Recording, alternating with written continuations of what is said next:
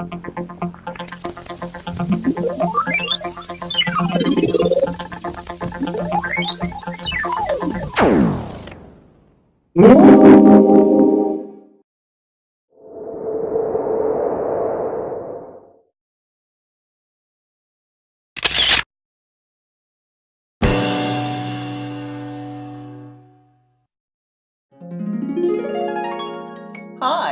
my name is Tequila Mockingbird, and you are watching Tequila TV. On October 13th, 2016, Bob Dylan was awarded the Nobel Prize in Literature. At the award ceremony, the U.S. ambassador to Sweden read his response.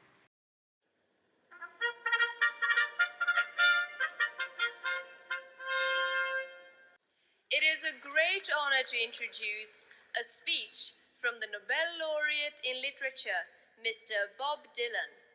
The speech is presented by the Ambassador of the United States of America to Sweden, Her Excellency Asita Raji.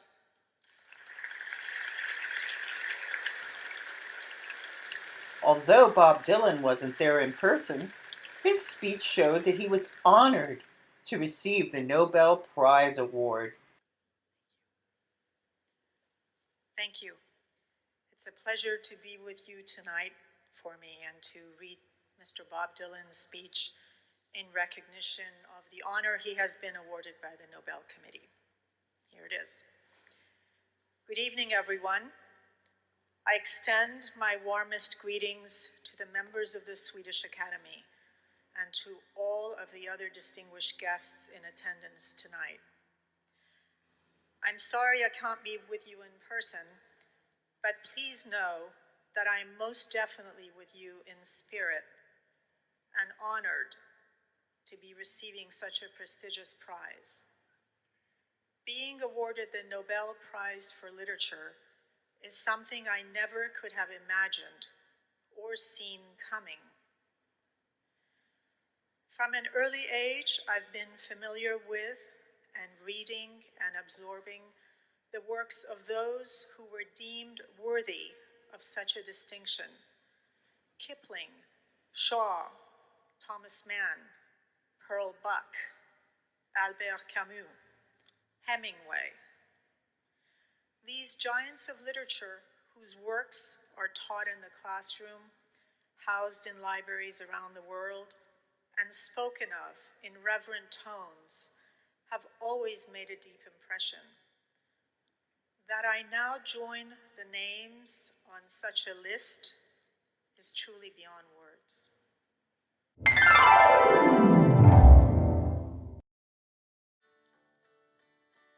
Later, Patti Smith sang "A Hard Rain's Gonna Fall" at the ceremony. Where you been, my blue-eyed son? Where have you been, my darling young one? Bob Dylan was the first musician to ever win a Nobel Prize in Literature. The reaction from some literary circles questioned whether rock lyrics should be considered poetry. Tequila TV wants to explore this issue here at Beyond Baroque in Venice. Beyond Baroque is one of the premier literary centers in Los Angeles.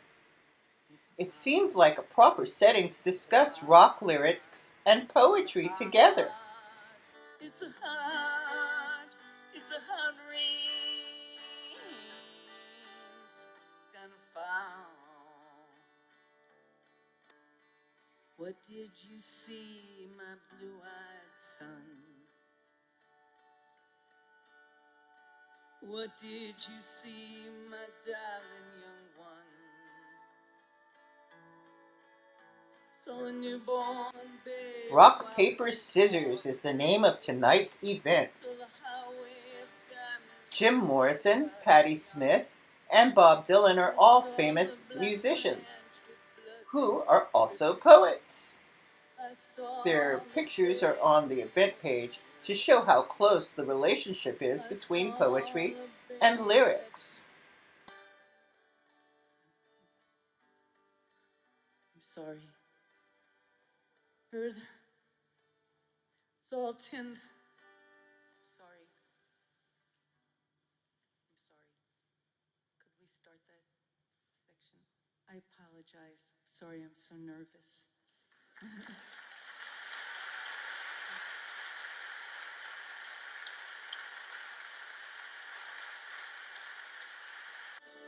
We brought several different types of rock musicians together tonight, from punk rock to pop rock. They are all going to read some of the poetry or rock lyrics that they have written and discuss their influences. Some will perform their rock lyrics to music. Of course, TTV believes that most rock lyrics are poetry. There are exceptions to everything, but in general, songwriters put a lot of thought and art into their lyrics. It's a hard rain's gonna fall.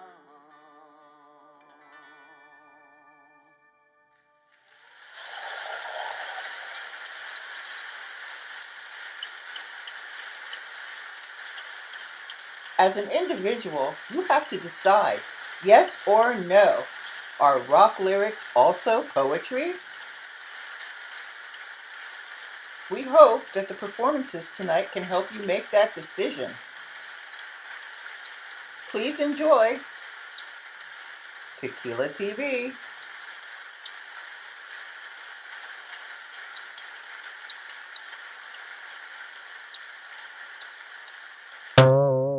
Yeah.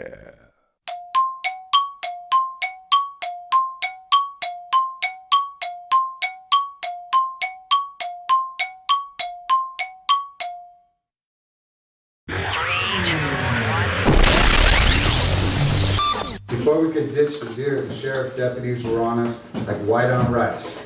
The voice over the loudspeaker ordered everyone out the truck. Joyce, sobbing, said, "Oh fuck, I'm busted. My dad's gonna take away the truck." Looking really frightened, she turned off the truck motor. The deputies searched the vehicle and found the beer, demanding, "None of you motherfuckers are 21. Who's the oldest here?" Boom! The deputy banged his flashlight on the hood of the Chevy. "I am, sir. I'm 16, I quickly answered. Suddenly the police radio cracked and crackled a message about a traffic accident, and both the deputies ran for the cruiser. "Don't let us see you up here again," they hollered over their shoulders, running back to their police cruiser. We decided to go to Okie Dogs on Santa Monica Boulevard, where we quickly met up with Pat Smear and Darby and the rest of the real punk rockers.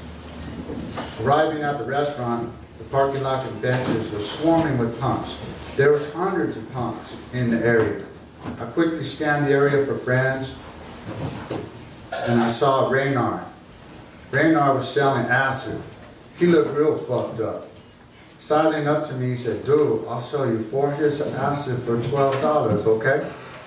Agreeing, "Yeah, man, deal. Okay, here's $10. I'll give you $2 at home." We made a deal. I said to Doug, "Check it out, man. I got some L." "Cool, man. Give some to Froggy," Doug replied. We split the acid 3 ways, deciding not to give any to the girls.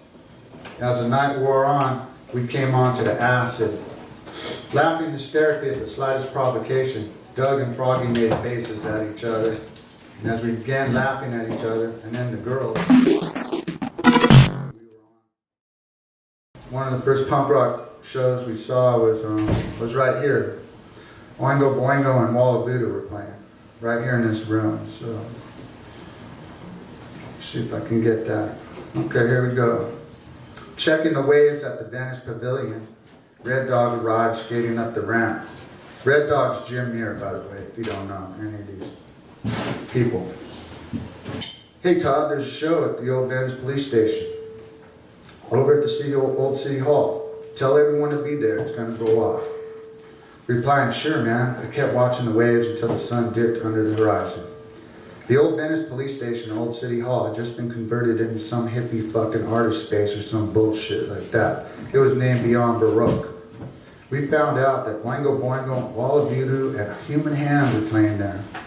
All of us went to the show. We even got Venice Breakwater local Danny Sadler to go. We didn't really know what to expect from those bands as we had never heard their music before. Walking down Venice Boulevard to Beyond Baroque, of course we got real fucked up and all. Being on our turf really fired us up.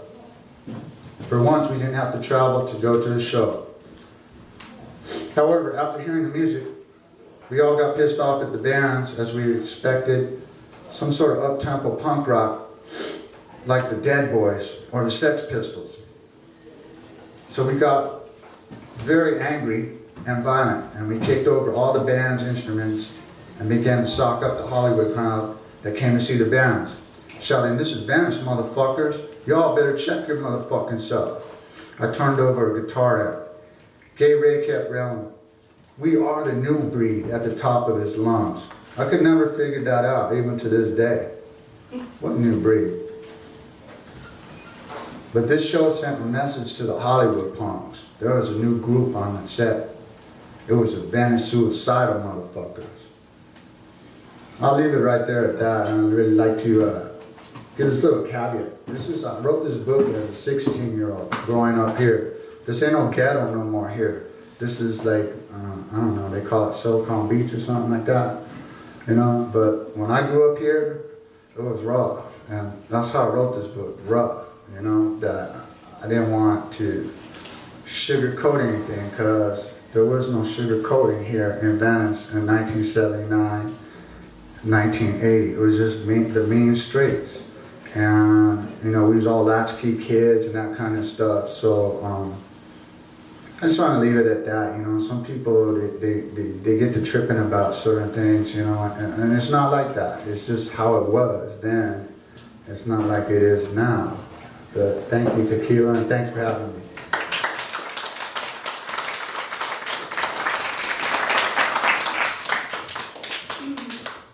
And we've known each other. We're friends at Darby's, right? He and I. Yes. Honey, is this yours? Yes, ma'am. All right. So, yeah, we grew up all punk rock and shit. I wanted to be a geisha, take the name Nirvana Ko. And I spent a while in Japan, but I had to let it go. And I wanted to be the mistress of a wealthy, handsome Sikh who would give me land in India and diamonds I could keep. But I realized these are fantasies. I left them all behind, and I learned the art of loving. And I earned this with my mind. Now I found a man deserving of the arts which I was taught, and I'll begin in teaching him the nectar of the arts. I shall give myself to one man, for the one thing I have found is a woman who loves one man is truly never bound.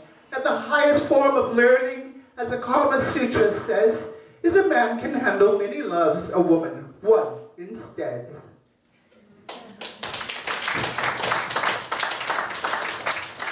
All right, I'm your hostess, Tequila Mockingbird, and I'm here with Paul Picasso. We're putting on this show tonight for our TV show, Tequila TV. We're happy to have you all here. Gitan de Monde, one of my favorite women, is in the room. Darling, can you come to the stage?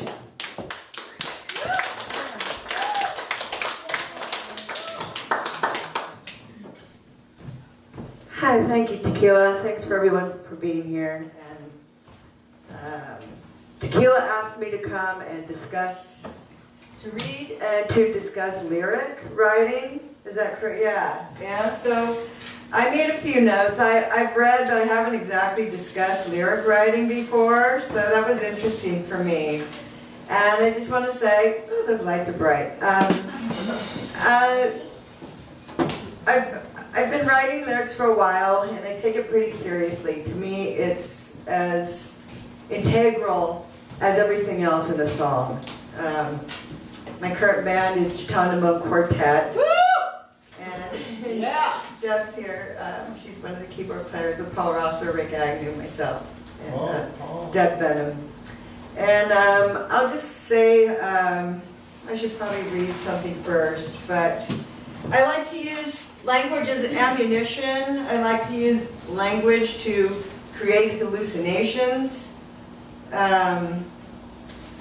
I like the way, for instance, when I read Rimbaud, I liked it that he he kind of alchemized with his poetry.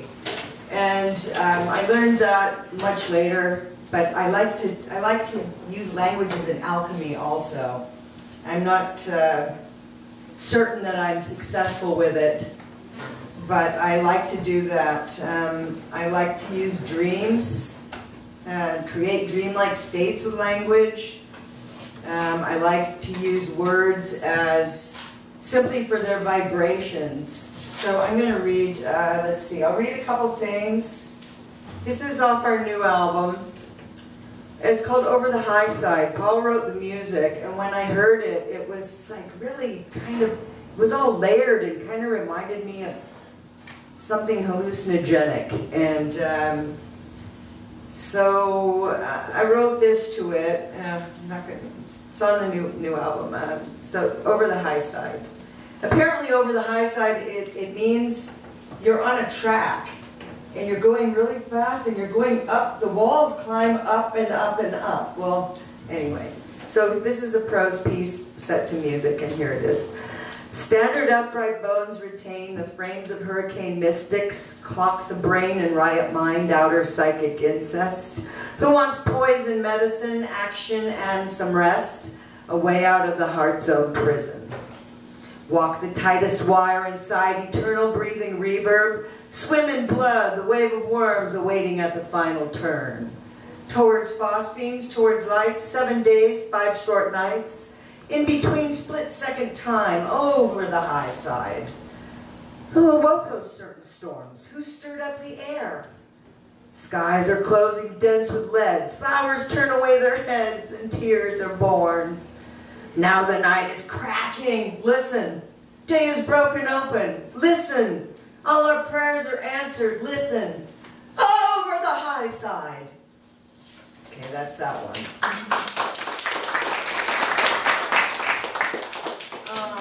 So I'm going to read one about a kind of a gutter peace punk guy that I was really in love with, who was just, he was a case, but I loved him anyway. He was great in bed, and we had a great time for 8 years, but he couldn't do it any longer. Anyway, this is a love song to him. Just remember, it is a love song, as dark as it is. I stand over a hospital bed, gauzing a man's bleeding teeth. In a daze, I watch over him, my dark-haired beloved freak, for I'd rather die than watch him die in his sleep. He's a man of inherited evil soul. His best stories, the blackest, have ever been told. I watch over him, once I washed in his tears, the taste of his sperm so clean and clear. I'd rather die than know he died alone. I hid the knives and razor blades. I've seen him carve up his own bones. The bottle took the good part of his heart to the home where his evil soul reigned. What's left of him was all in his fuck. Those were years I couldn't give up. His long slanting eyes that love and despise. His primitive fire. His hated desire. The scars on his side where the scabies once nested. I laid my head there to rest or to die. He takes till he bleeds you dry. I'm standing by his hospital bed.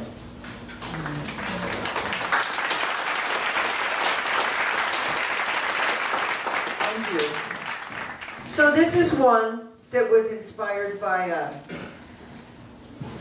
dreams, different pieces of dreams, and also I wasn't big on taking heroin, but some of it came out of a dreamlike state of that. I don't like the sleepy stuff, so anyway, it's called Amaranthine, and I was kind of fascinated that Amaranthine is a legendary flower that never dies, but actually you can get them anywhere, and I think they do die if you don't water them. That's what I heard, you know, so I like that. So, okay, here we go. Ultimate you alight, eternal foreigner in sleep of night, where lilies lay open, silent and white, all cardinal points a caliber, through meadows bright and far, there we prowled on hands and knees, neath watchful vibrant morning stars. offhand, romantic, a brilliant yellow fire you lit, in a threadbare house sans walls. On a floor of window panes, we slow danced on cracking glass. We sang funeral hymns for yesterdays, passing flowers mouth to mouth. Oh, Amaranthine. Mystic specters, would you exist without divides of consciousness? Drift away into the sea, calling like a black bell, cross-chopping onyx waves, you say, come to me, don't refuse the muse of hidden things. The sea, a water horse wild and tame, afloat, asweep in weeds and flowing mane. Far off the quiet harbor, in the ochre light refrain, Amaranthine past, Amaranthine now, Amaranthine past, Amaranthine now. But now dimensions dissolve to lilies in the sun. Eternal dreamer, the faultless scene come undone.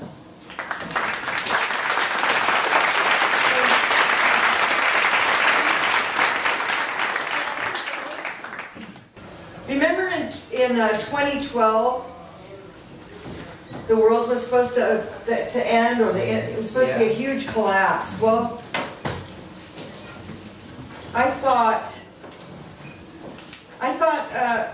and I got in touch with a bunch of my friends, I thought that everybody should have an orgasm at the exact point in time when everything was supposed to collapse. And that energy would throw everything off, right? You know, how could it fail? It's a whole different energy. So I wrote a piece, let's see, I'll just read the whole piece, there's a few mixed in here. When will I greet the star of intoxication? At the tip of my lover's cock. He had a spaceship in his pants, he was waiting to take me away. Where there's neon at the bottom of the sea, starlights overhead and indigo bulging in the spectacle of our sex. In today's fascist world, honest cum, non-intellectual spunk, for free. Rude, drunk, dirty, scum-fucked, rotten punk out of my head. I can't remember how we were in bed. Also, much, much more than sex worship. Making love as if it could end all trouble. As if fucking was Valium, morphine, or heroin, slowing down the end of the world. Okay, that's all I'll read right now.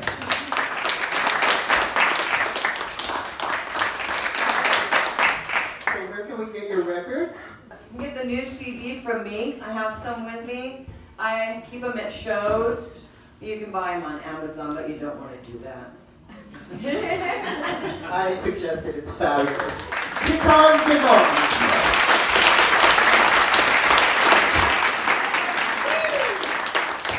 Alright, so we're going to have a break. We're going to show you some video, and there's food and drinks outside. Just put like a little tip in a little red cup, but go have a little break and stretch your legs. We'll be back with Karen Myron and Dig the Kid.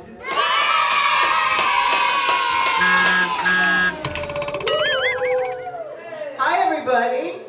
Welcome to Tequila TV.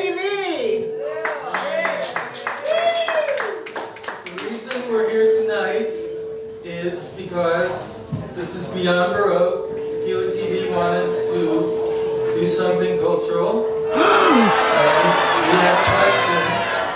And the question tonight is, are rock lyrics poetry? Yeah. Bob Dylan won the Nobel Prize in Literature back in 2016. And he was the first musician who's ever received this award. Wow. His win reignited the debate about whether song lyrics can ever be considered literature. So I'm sure you all have an opinion on that. Huh? The strength of a poem is conveyed by words alone, obviously, and the song has music behind it. And those are the main differences. Huh? Are song lyrics considered poetry? Well, at least the Nobel Prize Committee thinks so now. Yeah. There's two-way traffic between the literary and music world, and that began with the beat poets. And since the early 60s, songwriters have been writing more meaningful prose. Song words were printed on album sleeves, and they were becoming more important to people.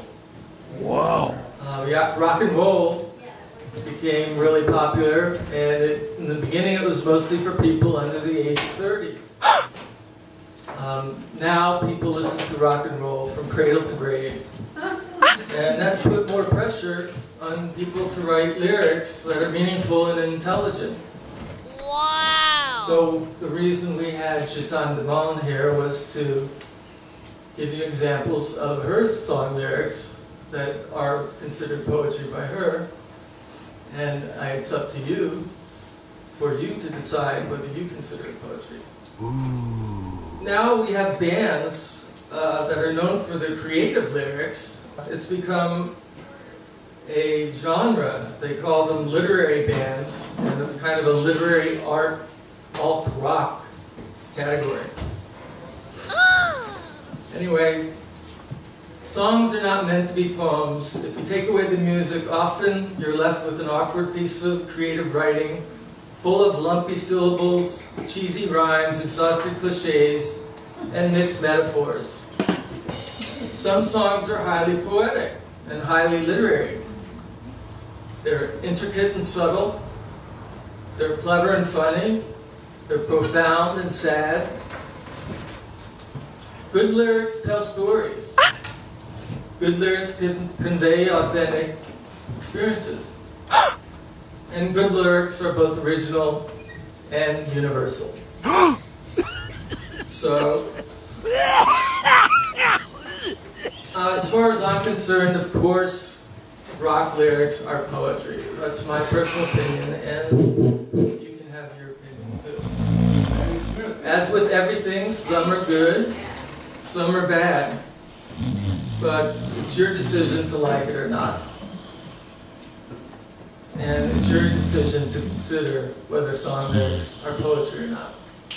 Yeah. So now we're going to have another songwriter come up. Gary Myrick, ladies and Gary gentlemen. Myrick. And he's A round of applause for Gary Myrick.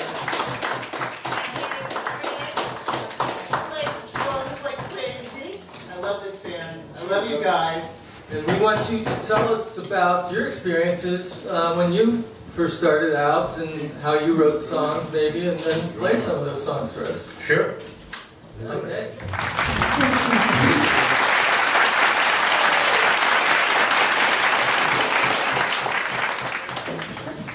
It is interesting, the concept of what is poetry, and I think, you know, like this gentleman said, it's up to the individual.